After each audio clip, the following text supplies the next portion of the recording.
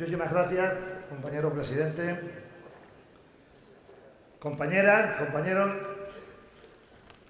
hay una frase que dice aquello de que una imagen vale más que 1000 palabras.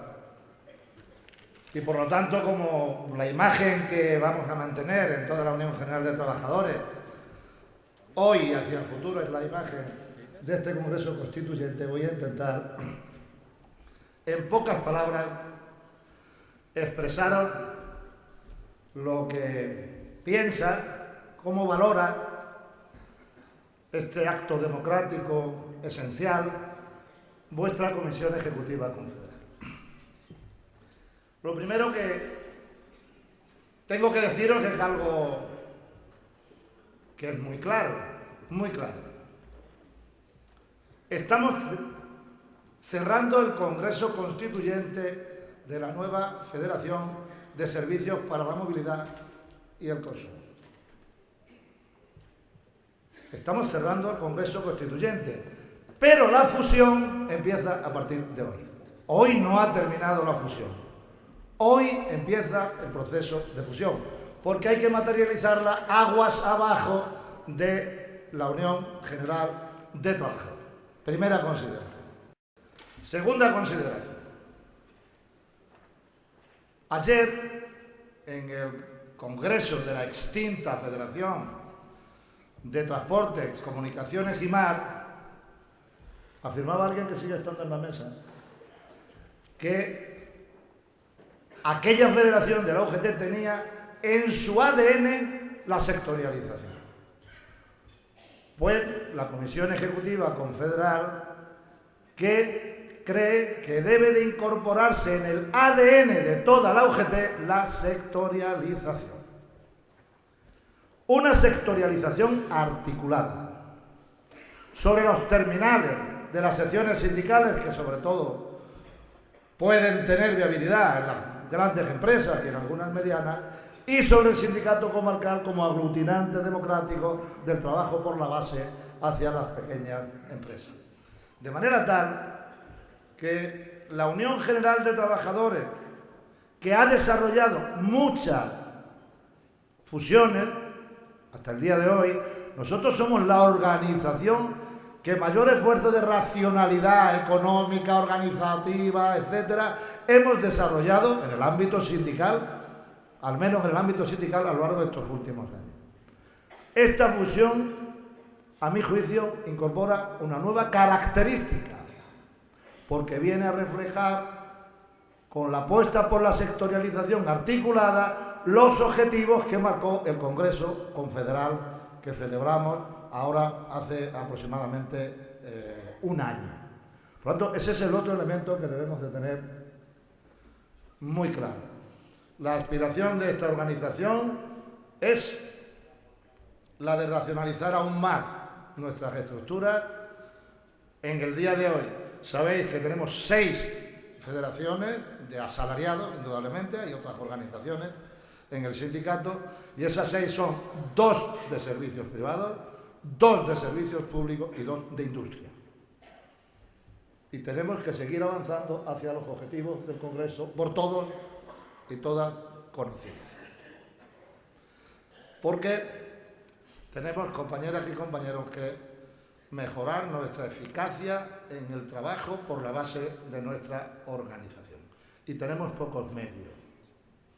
Y tenemos que utilizar mejor los medios. Aunque hacemos grandes esfuerzos y defendemos con mucha dignidad, con mucho esfuerzo, pero con mucha dignidad y eficacia, los intereses de las trabajadoras y de los trabajadores. Para quien no lo conozca, hace un par de días se ha presentado una declaración de apoyo a la actividad sindical y de apoyo a la Unión General de Trabajadores, firmada por un buen número de catedráticos, profesores, gente que conoce lo que las organizaciones sindicales y la Unión General de Trabajadores ha desarrollado, desarrolla y va a seguir desarrollando en beneficio de las trabajadoras y los trabajadores de este país. Pues bien, esa declaración lleva como soporte informativo una serie de datos comparativos de la situación del movimiento sindical en España respecto al resto de Europa. Y dice cosas muy reveladoras. Por ejemplo, estamos a la cabeza en cobertura en términos de representación sindical de las trabajadoras y los trabajadores de este país.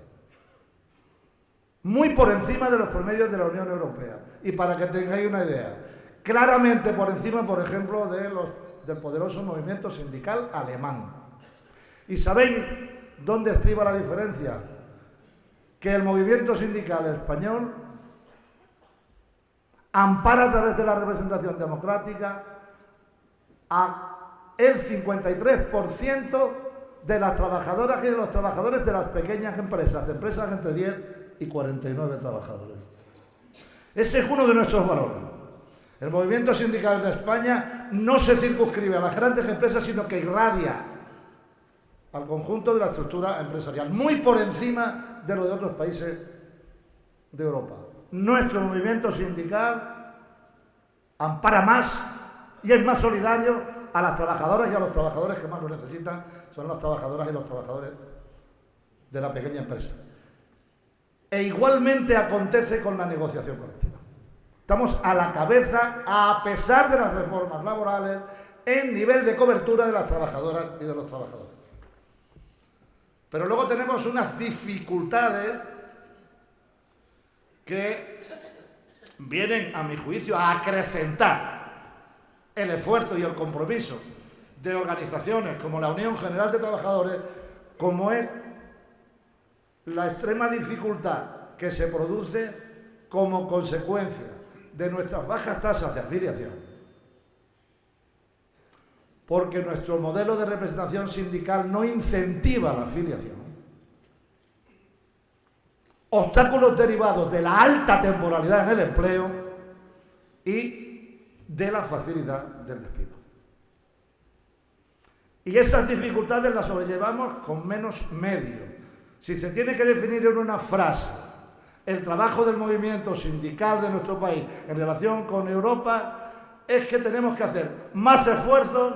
Nuestro trabajo sindical es muy eficaz y es más solidario, y sin embargo tenemos muchos menos medios. Tanto que se habla de liberados, pues en ese documento lo podéis comprobar. La financiación de apoyo a las organizaciones sindicales en España, pública y privada, está a la cola de la Unión Europea. Las posibilidades de formación sindical de nuestros representantes, que está a la cola de la Unión Europea, y la disponibilidad de horas para ejercer el derecho de representación sindical está a la cola de la Unión Europea. Y sin embargo desarrollamos, repito, una actividad sindical eficaz y profundamente solidaria. Eso para que quede claro. El problema que sigue habiendo en España es que no se reconoce en relación con nuestra encomienda constitucional, lo que dice la Constitución española, que debemos desarrollar las organizaciones sindicales y empresariales, no se reconoce habilitando los medios necesarios esa labor, pues por parte del conjunto de los poderes públicos, y eso es lo que hay que resolver.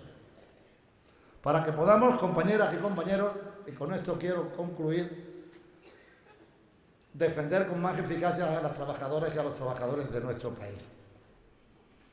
Y en ese sentido queremos darle, y hemos tenido ocasión de transmitírselo directamente al presidente del gobierno, darle un papel mucho más importante a los salarios.